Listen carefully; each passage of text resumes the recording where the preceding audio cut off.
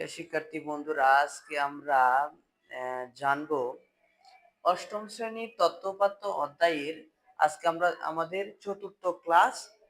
সেই চতুর্থ ক্লাসে আমরা দেখব কিভাবে গণসংখ্যা নিবেশন সারণী করতে হয়। মূলত গণসংখ্যা নিবেশন সারণী এটা হচ্ছে একটা টালি দিয়ে আমরা যেই গড়টা তৈরি করি সেইটাকে আমরা বুঝি। তো গণসংখ্যা নিবেশন সারণী আমরা কিভাবে করব, কতগুলো সংখ্যা উপরে দেওয়া থাকবে। তো এখানে কতগুলো সংখ্যা দেওয়া আছে, যে কোনো একটা বিষয়ের উপর ভিত্তি করে সেই সংখ্যাগুলো দেওয়া থাকবে।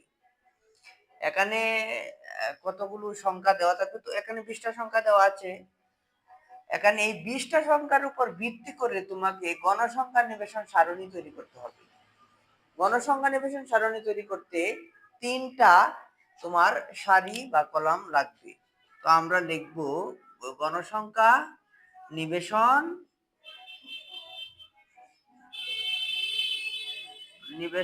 সারণী তৈরি করা হলো। তো আমরা শ্রেণীব্যক্তি 10 ধরে করব। এখানে শ্রেণীব্যক্তি অর্থাৎ শ্রেণী ব্যবধানের কথা বলা নেই। যেহেতু শ্রেণী ব্যবধানের কথা বলা নেই, তো তোমরা 5 দিয়ে করতে পারো অথবা 10 দিয়ে করতে পারো। তো আমি শ্রেণীব্যক্তি 10 ধরে করছি, আর এভাবে 3টা গড় হবে।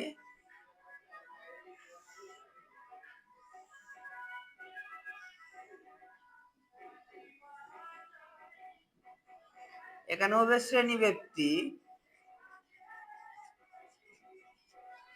টালি গণসংখ্যা।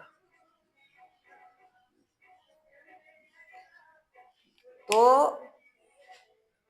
অষ্টম শ্রেণীর 11তম অধ্যায়, এই অধ্যায়ে গণসংখ্যা নিবেশন সারণী, আমরা যে গণসংখ্যা নিবেশন সারণী যেভাবে পরীক্ষায় থাকবে, যদি বলা হয় যে গণসংখ্যা নিবেশন সারণী তৈরি করো, তাহলে আমরা এই 3টা গড় করব।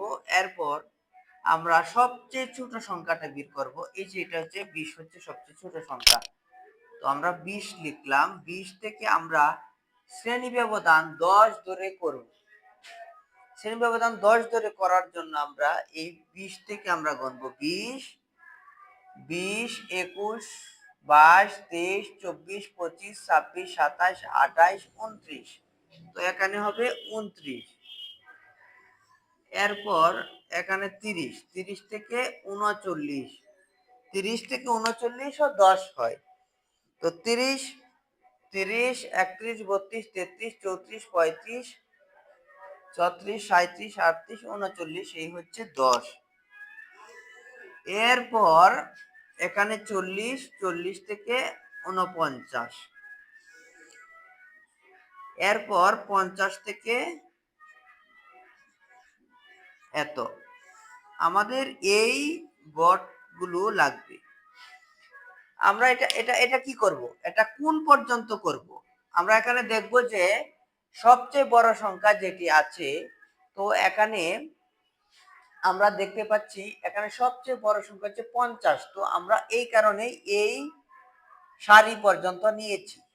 এখানে এভাবে নিতে নিতে যদি আমাদের সবচেয়ে বড় সংখ্যা যদি থাকতো 62, 63 অথবা 60, তাহলে আরেকটা কোটা হতো 60 থেকে 69 পর্যন্ত।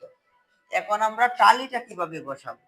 তো টালি লেখার নিয়ম কিভাবে তোমরা দেখো, 1 কে 1 বোঝায় এভাবে, 2 কে 2টা দিয়ে বোঝায়, 3টা 4টা বোঝায়। কিন্তু যখনই 4টার উপরে হবে 1, 2, 3, 4 এভাবে হবে আরেকটা। এই হচ্ছে। তো এখানে বিষয়টা হচ্ছে আমি এখানে ধরবো, সবাই প্রথম থেকে ধরবে। তো 20, এখানে আমরা টালি দেব। এখানে তো 20 আছে। এরপরটা 25, 25 কোথায় আছে? এখানে এটা এখানে 25 আছে, দিলাম। এরপরে আছে 50, 50 কোথায় আছে? এখানে আছে, দিলাম এখানে। 42 কোথায় আছে? এটাই আছে। 23 কোনটায় আছে? এটাই আছে। 28 কোনটায় আছে? এটাই আছে। 42 কোথায় আছে? এখানে, এখানে। 35 কোথায় আছে? এখানে। 40 কোথায় আছে? এখানে। 42 কোথায় আছে? এখানে। 22 কোথায় আছে? এখানে। তো এখানে 4টা হয়ে গেছে, আরেকটা এভাবে দিলাম। 27 কোথায় আছে? এই যে 27। 28, 34, 35, 38, এরপর 41, এই যে 41, 23, 25, 28, এই যে। তো আমরা এই সংখ্যাগুলি একটা একটা করে আমরা দেখব প্রথমে কোনটার ভিতরে অন্তর্ভুক্ত হয়। সেই অন্তর্ভুক্ত যেই বিষয়টার প্রতি হবে সেখানে আমরা টালি চিহ্ন দেব। তো এখানে এখানে 10 আছে, আমরা এখানে গণসংখ্যা 10 লিখব।